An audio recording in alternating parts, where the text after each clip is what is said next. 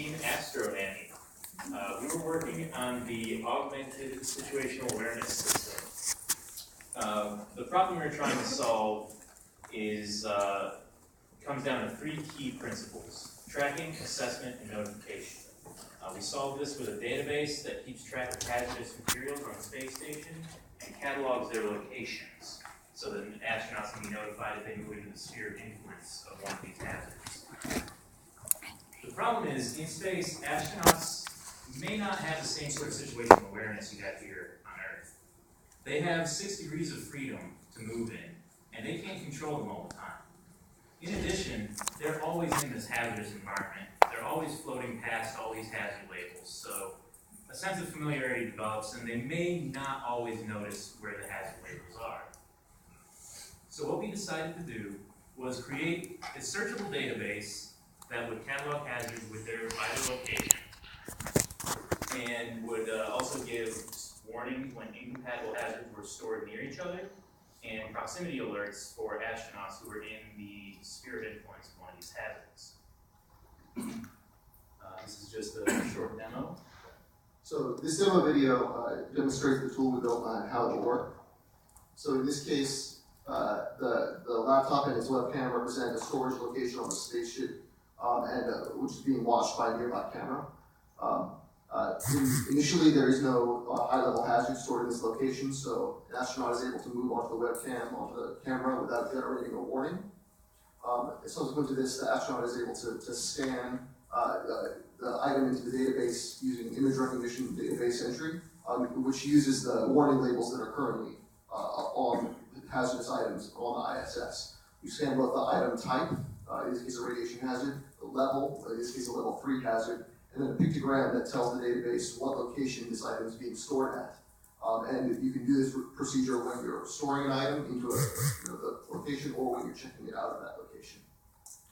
So since this was a level 3 dangerous hazard at this point, now the database knows where it is, and it can keep track of people moving through this area so that when another astronaut moves through it at a later time, they'll be warned that there's a high-level radiation hazard nearby. Now, it's useful to note that on this presentation, we did use third-party software for this notification. We used Zone Trigger, and that is part of the roadmap for future expansion.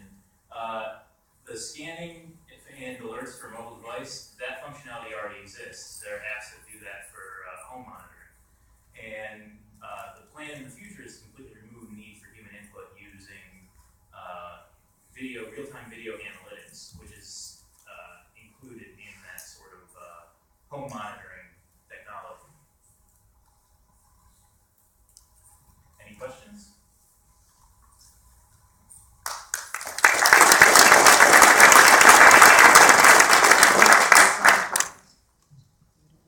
I apologize, I may have lost the bubble on this one.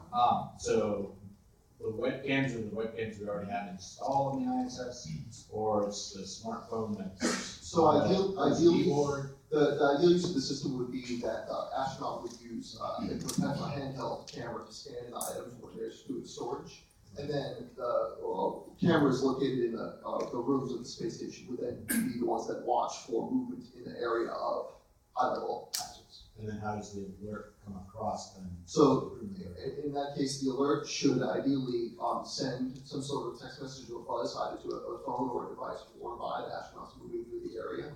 And in addition, we felt like it was a good idea to have a redundant warning system such that the laptops throughout the station would have a small pop-up up here, so that not only the astronaut moving through the location would be aware that there's a danger nearby, but just that it's reported somewhere that someone was in the proximity of a hazard recently, so that other astronauts are also made aware of the situation. But it's dependent on the webcam views. Yeah, so the proximity warnings are dependent on motion capture or person identification by the cameras in the ISS. So there's a lot of noise on the ISS already. A lot of noise? A lot of noise, yeah. And so how do you think that the crew members wouldn't become desensitized to these alerts as you have proposed they do to the current signals and signage? Well, so the the assumption here is that there's a current warning labels and some signage that are available, but the fear is that the warning labels might be obscured or the items might be behind a door or inside a bin. But this is to provide a bit more of a chance to understand where those items are. The database is also searchable, so you can look through and see full list of hazards in the room. And for the so we'd like to avoid information overload, and so we're designing the system to only do those proximity warnings in the case of the most intense hazards on the spaceship, level 3 hazards. It wouldn't pop up a warning for lower level hazards, 1 or 2. Ideally, it would be a vibrational warning. So a future expansion of this idea would be to either to send a message to vibrate the phone, or actually to have a dedicated device that's more on the wrist or on the person. Yeah, that would send a vibration to alert people that they're near a hazard. So up front, the crew would need to go around and find all these locations where the hazardous items currently are, snapshot them, or do you have an idea for just locating them?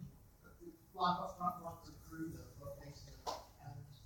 So yeah, I think that the database would need to be built when the hazards are stowed. With the existing situation on ISS, ideally the items will all be scanned into the database and scanned to where they're currently stored. Or when new items are brought up, they can be scanned into a certain location when they're brought on board and stowed in the first place. Thereafter, the system should keep track of them as they move around. We've also built a warning into the system if an item is left out for too long. It's checked out and not checked back into any other location within a certain amount of time. And also, if there are some full logic warnings in case you try to check an item out where it doesn't think there was one in the first place to try to help flag errors it has, essentially. What's the processing load? I don't even remember how many webcams you have on the ISS now to then have all this machine imaging being done on board. It's not always attached to the ground. I don't know what the processing load would be, honestly, for maintaining this. Ideally, if you have it based off of a motion sensor, you might be able to have the process not running and have it be brought up itself by motion in the first place.